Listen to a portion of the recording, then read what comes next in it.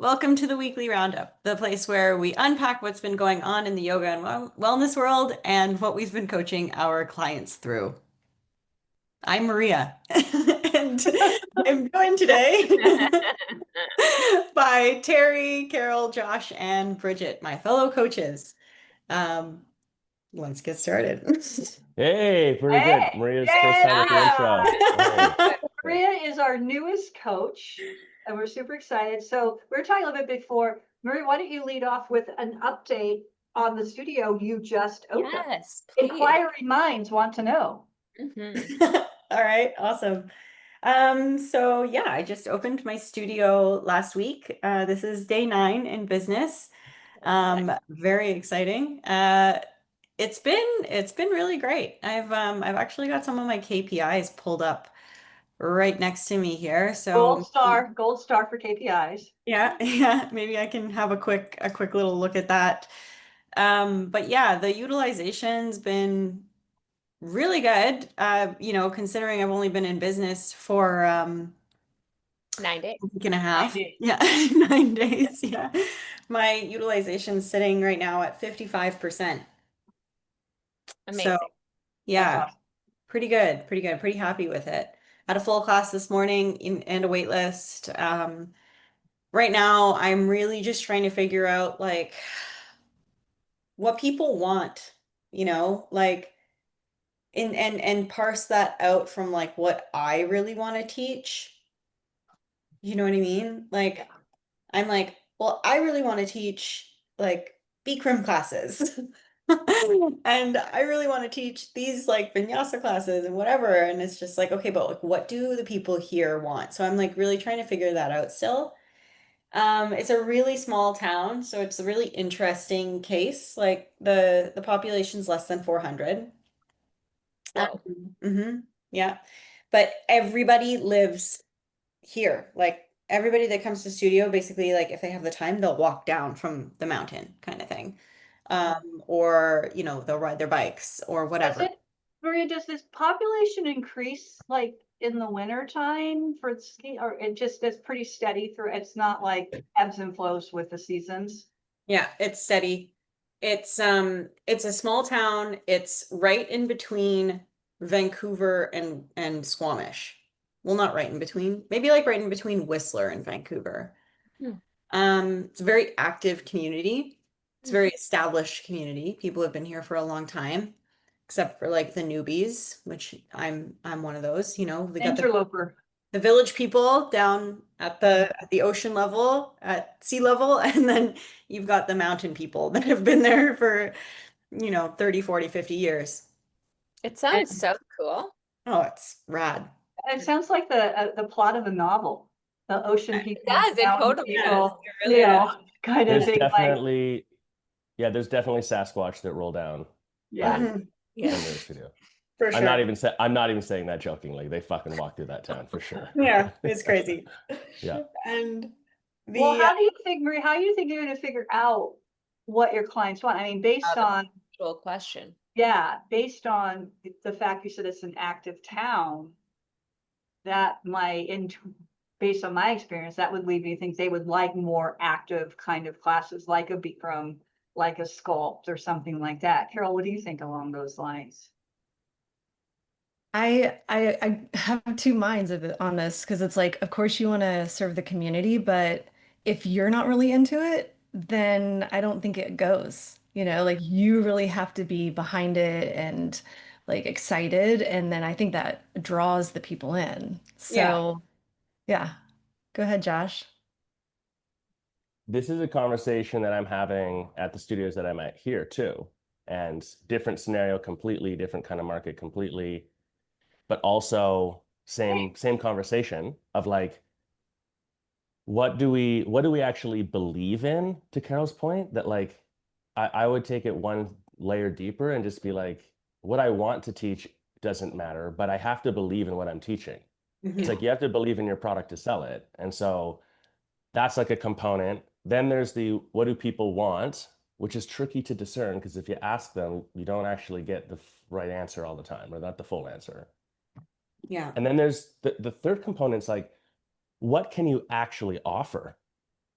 which isn't just like, do I have the teacher training? It's like, do I have the facility? Do I have enough other teachers in some cases? In Maria's case, less classes, less of a hiccup, you know?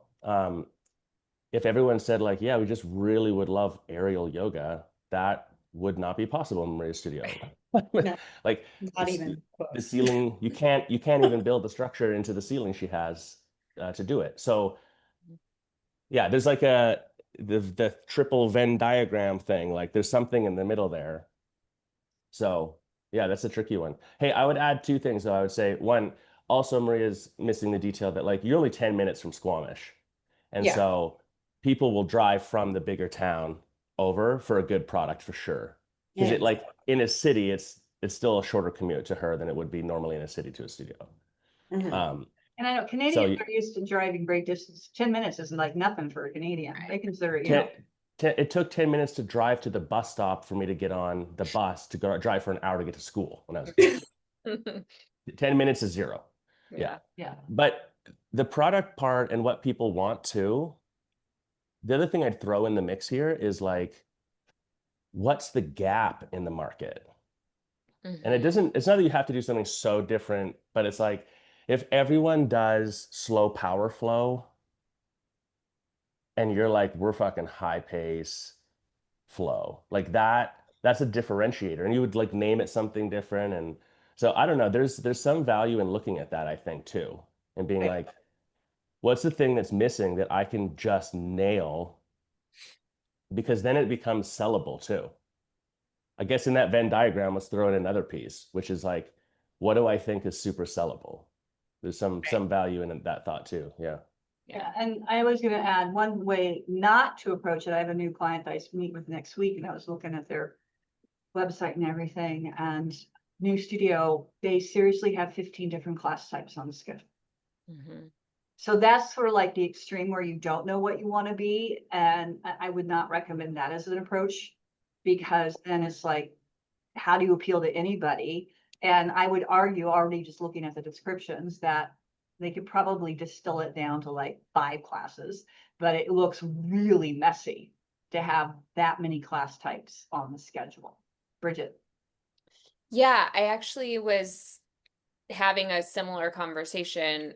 I think a lot of vinyasa yoga studios specifically are having a conversation somewhat like this right now of like, what do people want? And I was talking to my bookkeeper actually of all people about this. And she's not she works with tons of yoga studios and yeah, so but she's not like an industry expert in terms of this sort of thing. And she did, and she said, like, have you asked people what they want? And of course, initially I'm like, dude, yes, like we've done so many surveys over the years, like surveys, tend to just produce like nothing. You just get a bunch of people saying they really want a noon class when literally no one ever shows up to a noon class. So, but I try and always, whenever someone suggests something, I try and also stay open to it and think, okay, well, is there a way? And what we were talking about, and I thought this was actually really smart of what she said, is like, what if that they're not going to tell you like perfect answers, but is there a way, and this is a question that I'm like presenting to all of you, is like, is there some types of a category of questions, especially for yoga studios who are asking this question of like, what do people want? Is there a way we could ask questions and then importantly interpret people's answers that might actually give us something to work with? Josh. Dude, yes, you've read my mind. I sent Carol my first major draft of this like product builder document that I'm working on, because we've been coaching all of us towards this for a while now, but usually when we're coaching studios towards their product dev, it's an indirect path. It's like, okay, we kind of like do this category thing because that's what's necessary. Then it's like this teacher, that teacher moves around. So it kind of like pieces together over time with the studio that we're coaching. And so what's happened now, especially in the vinyasa world, to your point, Bridget, is like this is like an actual project to just take on for 6 weeks at a time with a studio. So anyways, long story short, one of the things that I'm adding in is that it's like, what is the survey or interview questions that you would ask a student to actually get an answer that's valuable? And it requires interpretation. And so there is a way to like make an objective choose ABC version of this that's lightweight, but really what you want, in my opinion, is the like, who are your, go a little deeper than like your 3 avatars, who are like your 3 core groups of avatars, but then find like 5 of each of them. And so you have a variety of people. And then if you can, you would actually want to interview them. No, which still could be asynchronous. It can still be like video to video response through video ask or something, right? But the idea would be what you're saying, which is like, do I want to know that you want a vinyasa class versus, let's just be extreme, a yin class versus a hot hatha? Yeah, but what I actually want to know is when you say vinyasa, do you mean like fast-paced, lots of sun salutations, and then we're going to do a handstand vinyasa? Or do you Exactly. mean power flow class, actually slower, longer hold style, where there's a lot more, alignment cue? Or do you mean like the sunrise slow flow that we do, which is like you're going to get moving, but really it's just get all the lymph going in the body? So in a roundabout way, the questions are about things like the speed of the class, the intensity level and the intensity arc of the class, the heat, and I don't mean just heating the room because they don't know. Like no one knows. You tell someone 40 degrees in Canada, they're like, "Oh, that's too hot," because it never gets 40 here. But if you've been used to practicing in a 40 room, you're like, "No, that's the right heat for this formula." Like 36 feels cold and not good in a old school 26 and 2 class. If you're doing flow though, 36 is perfect here and 40 feels like insanity. And so you can't ask a number, but you can ask like, how sweaty are you at the end of this class? Are we talking fucking puddle on the floor and you crawl out? Or are we like, you're sweaty enough that you could towel off in your car and then go have coffee with a friend? Right. And so those are the kinds of questions I think, and why interview? Because it's like, if someone answers, it's not the first question, it's the second, third follow-up that I think is valuable.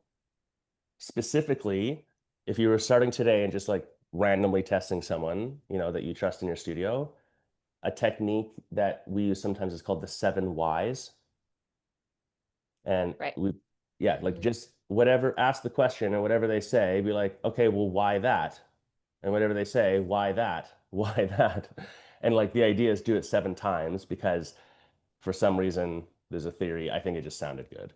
When you get to the 7th one, like you're going to get to the what's underneath, like the actual core emotional desire piece.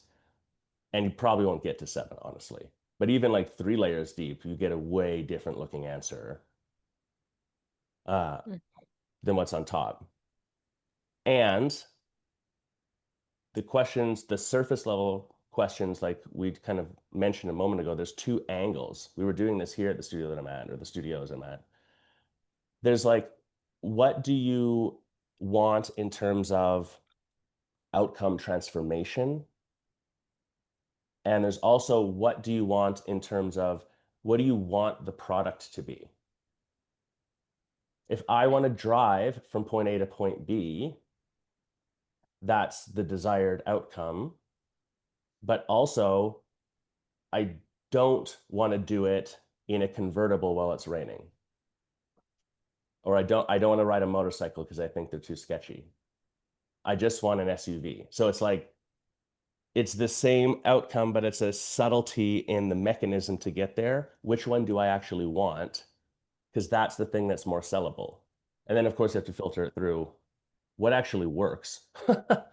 Like if you say you want this, can I actually get it for you? Anyways, that's exactly what I was thinking too. I know I've taken lots of time. I wanted to just read this because I know that it's okay that I do.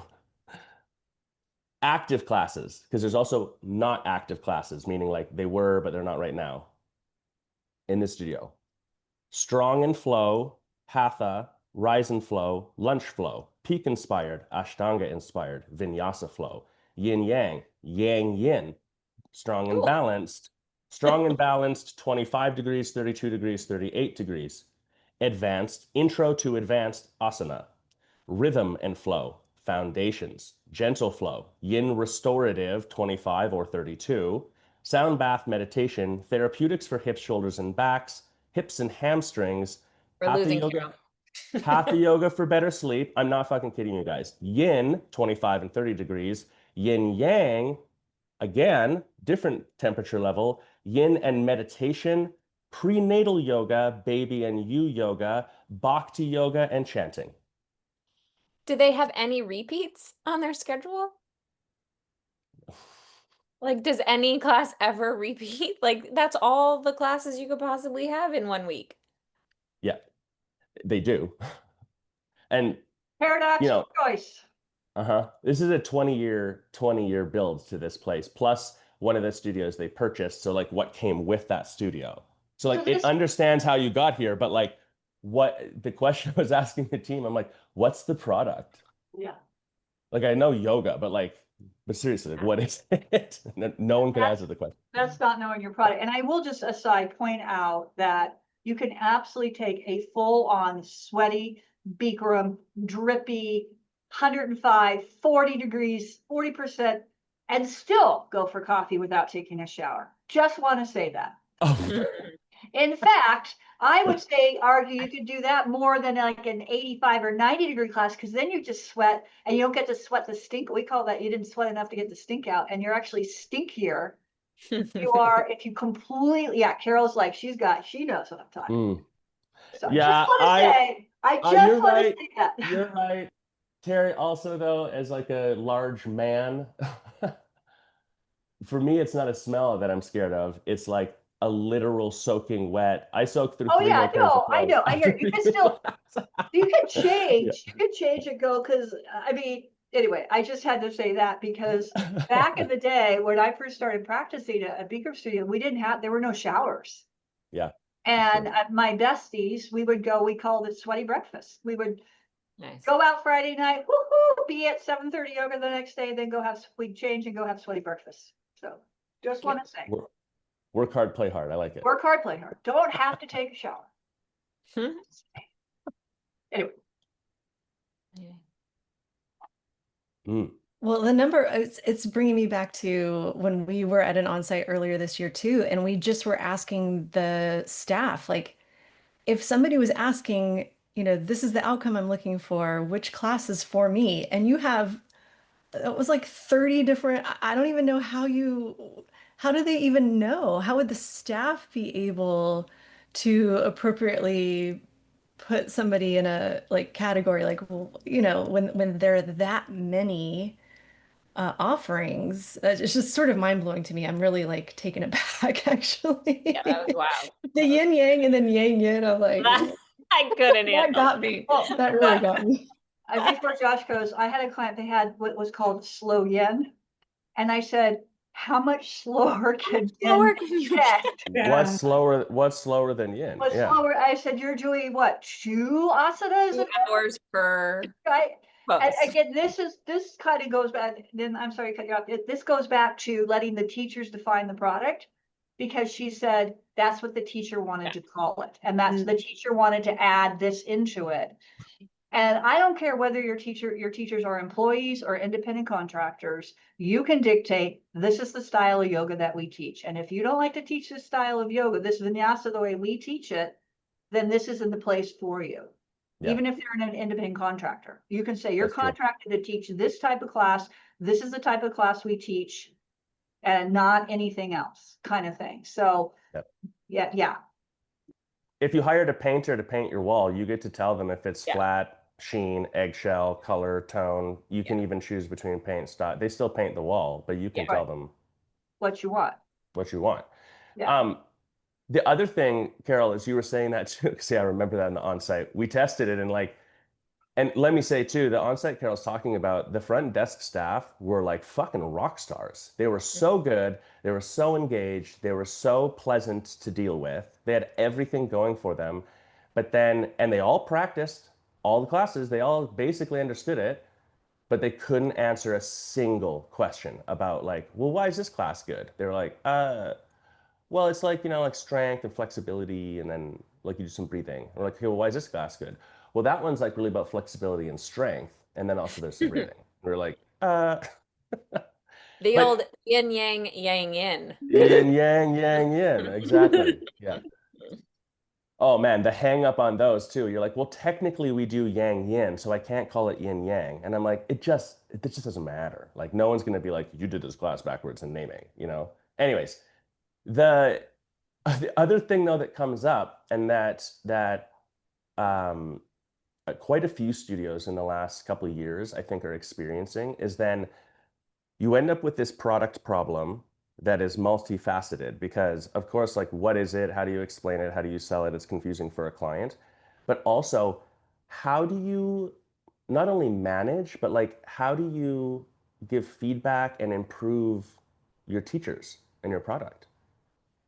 And what happens is then you have this has happened at least 3 times in the last year. Someone in the group, not even the owner, is like a senior teacher who would be equipped to give good feedback, who does have experience, who does have a well-performing good class. And then the teachers that they would give the feedback to are not receptive to the feedback, because they're like, yeah, but that's your style and your belief around your classes, and my style and my class is this and this. And they literally won't hear it anymore. And so the lack of definition on what it is also totally handcuffs you in your ability to have that conversation about how to improve a class, which, if you're not doing that's, you're not doing any product improvement, then you're going to look at your numbers and the class will be low performing. And like, how do you even deal with it? That's when you're just like, well, maybe Josh is nice and likes the community and blah, blah, blah, but his class sucks and his numbers are bad. And then I go, yeah, but I have a bad class time. And now what? We just end up in all this conflict over nothing. Yeah, because we don't have the definition there. Yeah, good, Maria. Yeah, this is like, it's like a product issue, and it's also like a hiring issue, right? So like people management, it comes down to, hey, what did you hire me to do? Like, are you screening teachers? Like, are you asking the right sorts of questions during the interview? Are you understanding that, like, what are you clearly communicating what it is that you teach at your studio? And are you informing them of that? And are you asking the right sorts of questions to understand their level of openness to teach those types of classes at your studio? Right? Like, how much are you talking about this initially when you're first hiring teachers? And that's also, I just did a post about that in our Facebook group, that exact thing about when you have not only your product defined, and then you have like the format of like a vinyasa class defined. It's like, okay, this is how we teach power flow. This is our sequence for power flow. Yeah. So it's like you give that, here's your audition class, create a sequence based, and like, oh, I don't like to teach that way.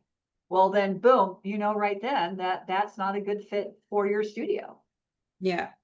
I can think of, like, because I'm still a teacher, right? And well, now I own my own studio, so it's the only studio I teach at. But there was a time where I was teaching at like 3 different studios at once. And Moto's really good about this because they have like a set sequence, and they don't really deviate away from that. It's just like, you can add slight variations and tweaks here and there, but as long as it's like 80% true to the main sequence, then you're good to go. And that's something that they are like, it's a hard boundary for them, right? But like, I've interviewed and taught at some studios where they're just like, what do you want to do? And I'm like, really? Like, I can do anything I want? They're like, yeah. You want to teach an Ashtanga class? Go for it. You want to teach a sculpt class? Yeah, go for it.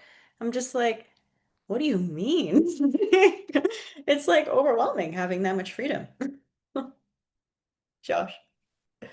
One thing that came up here was the origin of this studio, even that they owned a studio before the two here, like 20 years ago. They were come out of the Ashtanga yoga world. And so we were talking about how like actually things were kind of easy with the studio if you were just purist Ashtanga, because it's like the sequence is set, the like how you teach within a certain margin was set, like that was all set. And so Modo was moksha, and that came out of multiple things, but like Bikram and then a little bit Baptiste.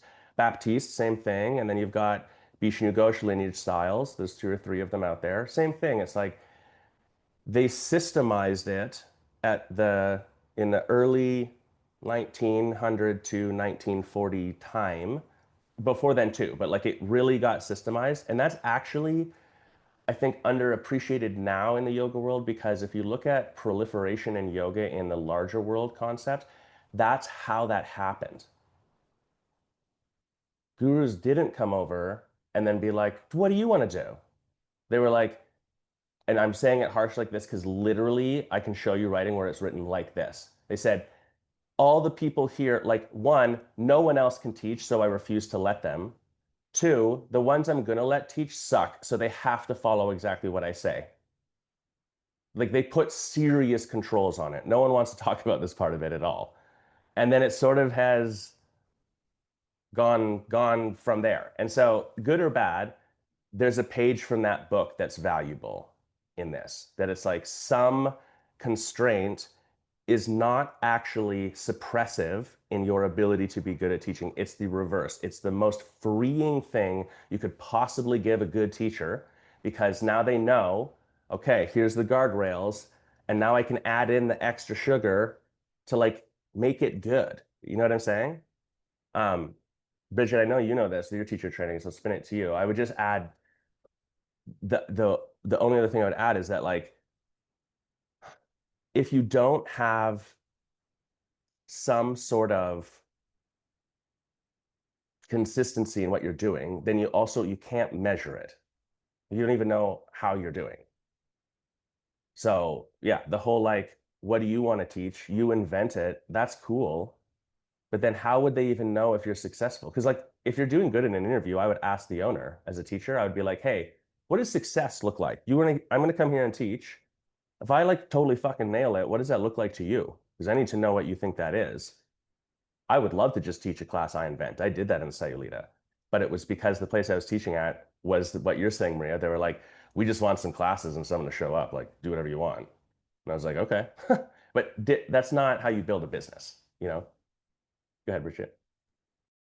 Yeah, I mean, definitely endorse everything said here. You know, one of the problems, especially if you don't come from a lineage that has set sequences, is like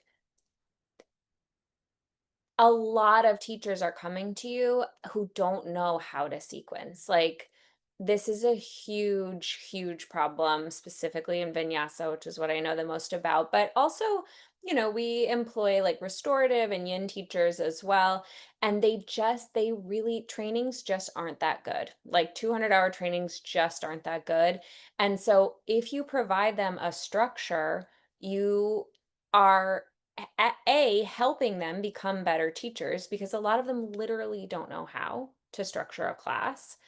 And B, you're actually opening up the world of like yoga teachers to you a lot more, because if you are like waiting for, which, you know, it's a whole other issue, but if you're waiting for the exceptional teachers to come to you, that can be a bigger problem. And I know this is something, I don't remember if it's someone here talks about this a lot, but the really like long-term exceptional yoga teachers, like they actually are going to be less interested in your like way of doing things.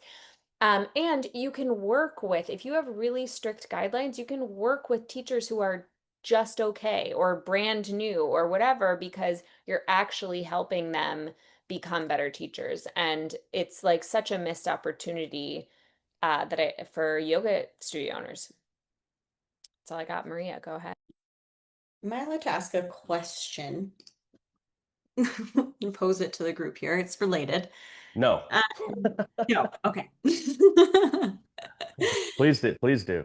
What do you guys think about like before you hire anybody, making them go through like a teacher training? It doesn't have to be like a 200-hour, but like even like a 25-hour, 50-hour, just like, hey, if you want to work here, you have to do this teacher training because like there's just, I'm just kind of thinking selfishly about my own studio, really, because like I have a very clear product, and it's something that like nobody's really doing in this area, and it like targets a very specific demographic of people, which are abundant in this area, you know, and I agree with you. I think that teacher trainings aren't very good in a lot of cases, and that's what stopped me from getting a lot like going for another one because I just haven't found the one that I want to spend like $4,000 on. So I just like educate myself and I learn from teachers who I think are stellar, right? So what do you think of that? Like, is that a good idea? Is it a bad idea? Like, curious. Nah, Josh. If Carol opens an ice cream shop and decides it's going to be marble slab, where the shtick is you watch the person on the cold marble flipping the ice cream and stirring the stuff in. Mhm. And I worked at an ice cream shop when I was a kid. I did. D. Dutchman Dairy. And I know Terry did. I just scooped ice cream into a crappy cone and gave it to somebody. But at marble slab, it's still ice cream, but now you got to ask a question, you got to mix the thing in, you got to clean whatever. And so would you just hire me being like, oh, well, you know how to scoop ice cream, so go for it? No, like there's no other scenario in any business that's good anywhere in the fucking planet where you hire someone and you're like, just teach a vinyasa class. That's not a thing. I don't think this is a good idea at all. I think it is so necessary. It is mind-boggling that it's not the standard. But That's do what I you think. like charge for it? Like, is it like a teacher training or like in these cases, you're paying people while you're training them, while you're orientating them? I would Mm, pay them, you have to complete this program, I'm gonna pay you this much per hour, they get paid less. mhm. If you, unless you're gonna do it, say, hey, you have to pay for this to be able to even be considered for employment here. It's like, this is what we do. We have this training period. During this training period, which is X amount long, then you are paid this rate and then it could be a conditional probationary period. I don't know how it works in Canada. You Yeah. can hire someone probationary and say, at the end of this, if you completed this, or you've done all those things, then we'll talk about bringing you on as a permanent staff or whatever it is. So that's how I would do it. The other thing I was going to say is that the other thing missing in most teacher trainings is any talking about the responsibility of a yoga teacher that they need to help sell their product beyond just teaching the class. And then the third Yeah. thing I was going to say is that we have a client in the YC, one of my clients is her senior teachers or lead teachers in each of the disciplines, like their vinyasa and they do IHP. The senior teacher puts the sequences together and then because that's how tightly they want to control the product. And then if you're like a vinyasa teacher, it's like, here's the approved library of sequences that you can draw from. And even to the point, and here's the playlist that goes with it. So, because they're like, they want to have control of their product. So that's another thing that actually can be an interesting thought. And now, Sorry, Bridget. Yeah. I just want to answer Maria's question really directly too. The answer is yes and yes, but it's a time question. If you need new teachers and you have to put control on your product, that's training for your business. You should be paid because training is paid time. Yeah. If you don't need a new teacher and it's a gateway to becoming eligible, then you can charge for it. So usually at a studio, like unpopularly, if you're new, you're not charging for that kind of training, you're paying for it. And in 5 years, when you have more demand of teachers wanting to teach with you, then you have available supply, then you charge for it as a filter. That's usually what I see be the most successful over like a 10-year time horizon. Hmm. So it's both theoretically. Okay.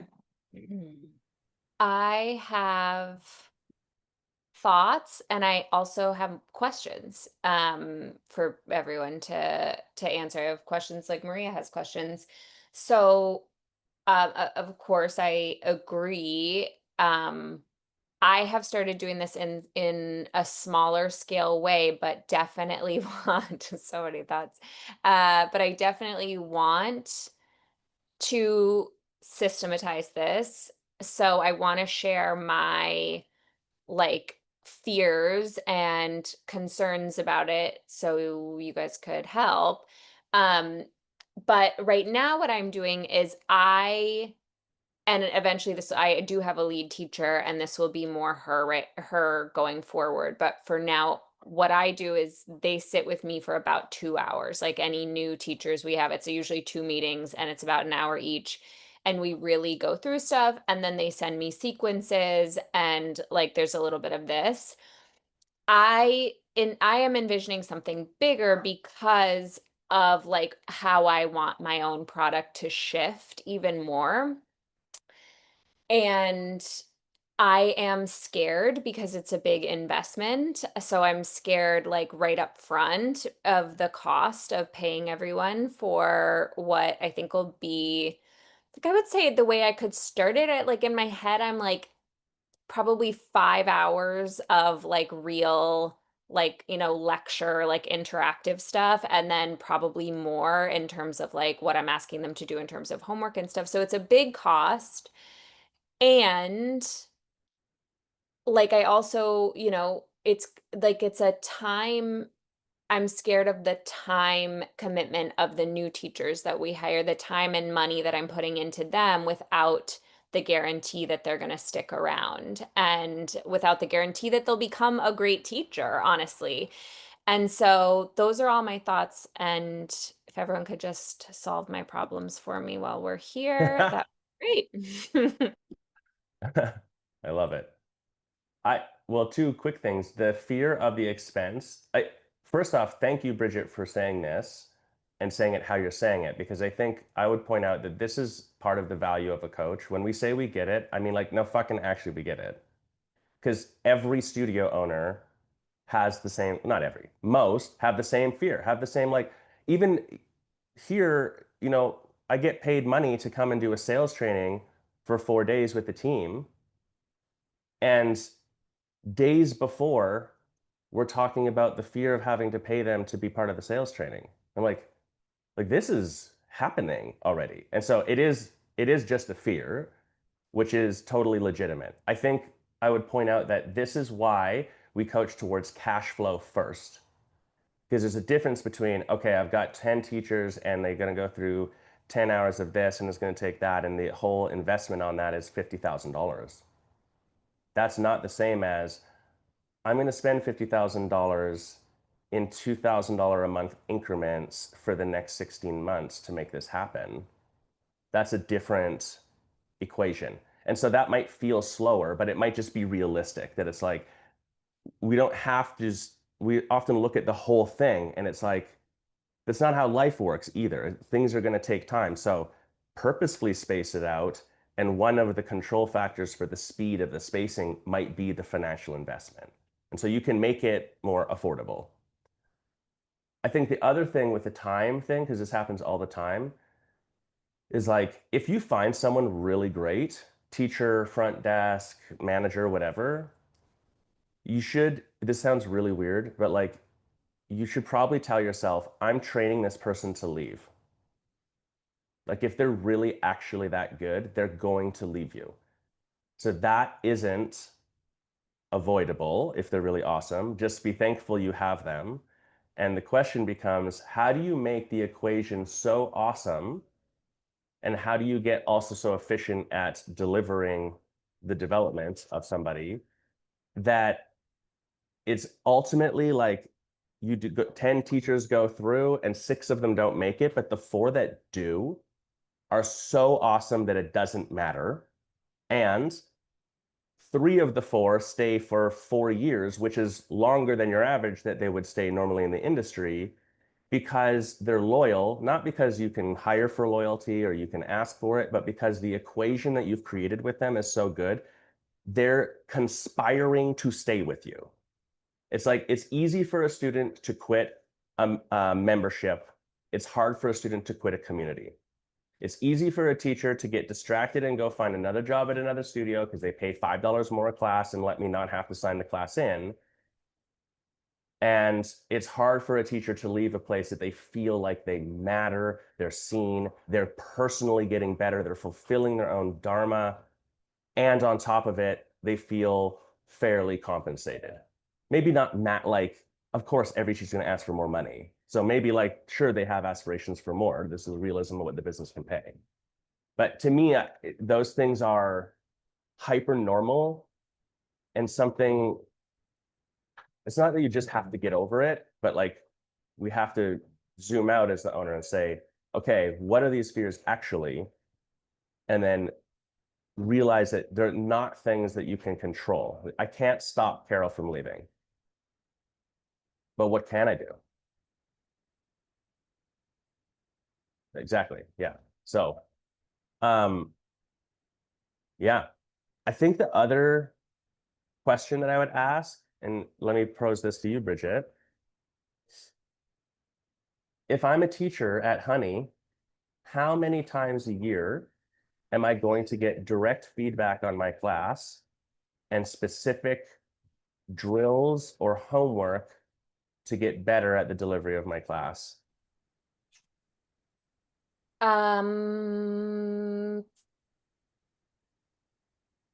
4 right now. They go through well, it depends on if you count it as like the original. They go through once a quarter. They get like they start into this pipeline of like feedback and drills and homework and stuff basically. And so yeah, about once a quarter as she goes back, and then my lead teacher goes back to their classes, but yeah, about once a quarter. Okay, so then what's the least number of classes per week you let someone teach at the studio? I have people teaching 1. Okay. So if we get 4 pieces of feedback per 52 classes a year. We have 7% of, like, in ratio is a 7% feedback ratio. Mm-hmm. Or even if you were doing, let's say 52 by 4 classes a week,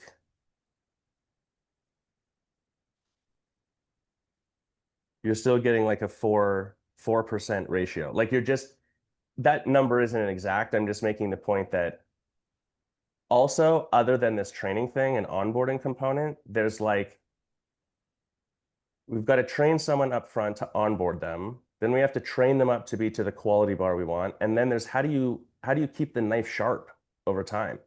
Yeah. And that, if I hone my knife every time I take it out, it stays sharp for a really long time. Mm-hmm. If I don't, it stays sharp and gets more and more and more dull.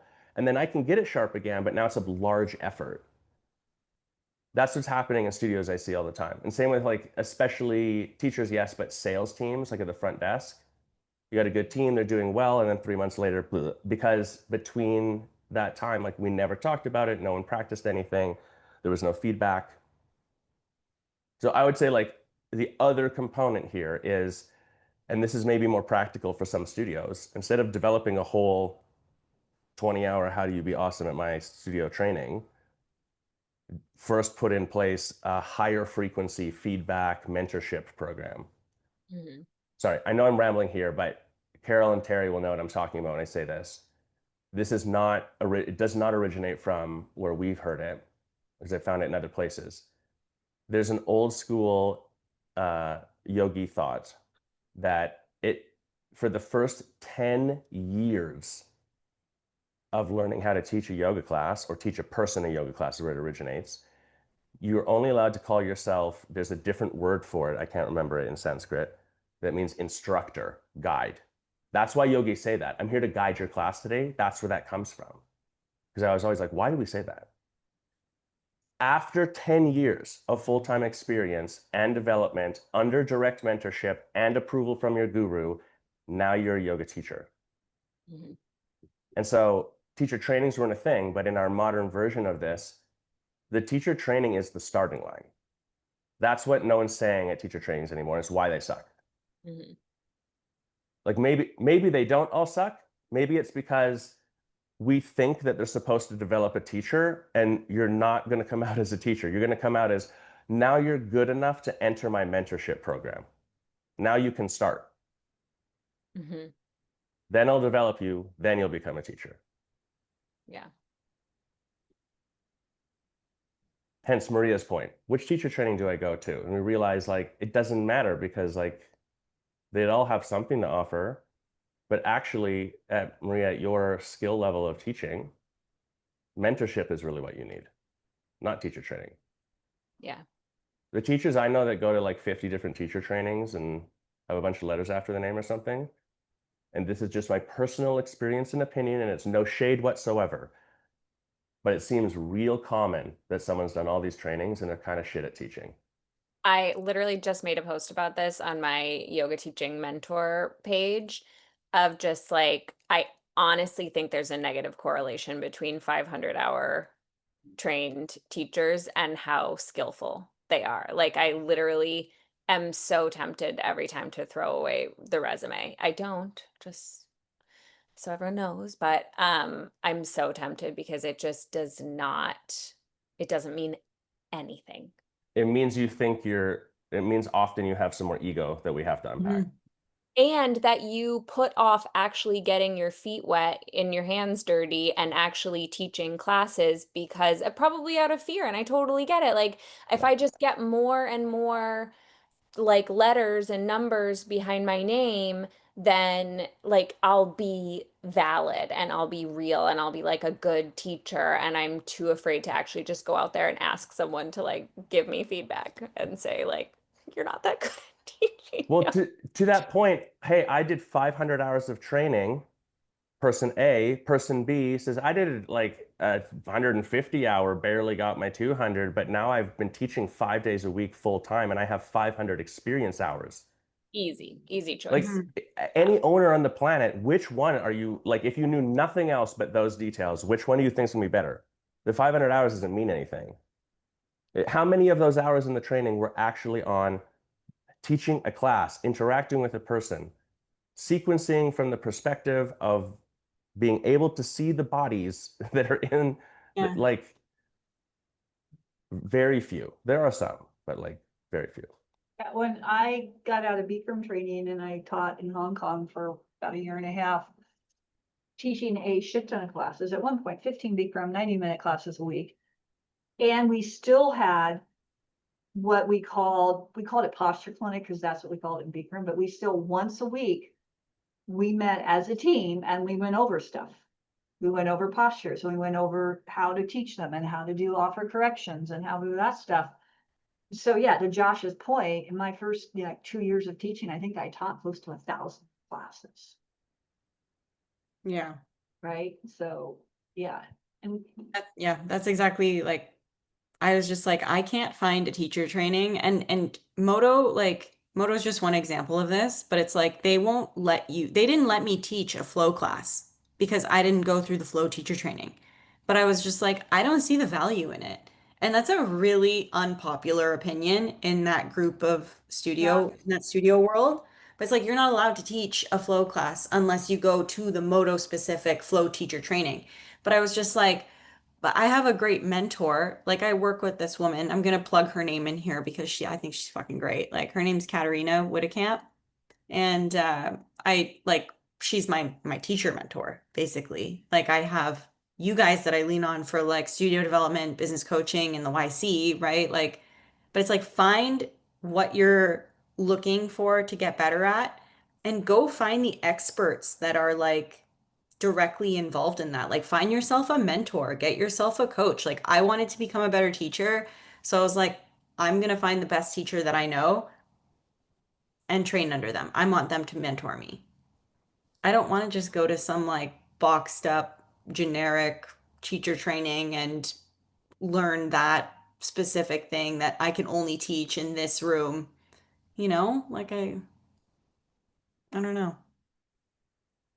I think it's, Bridget, what you're talking about with, the investment that you're planning to make is so outside of what we normally see. And so it would definitely set your studio apart from so many others. And I think, like Josh was kind of saying before, is like what's going to set the studio, what is going to make somebody want to stay is the fact that you do invest in the teachers and their development. And because so many times you start working with studios, I know you're starting to see it now. It's like they do what Maria said, like, what do you want to teach? And then they just let the studio just kind of the what is it?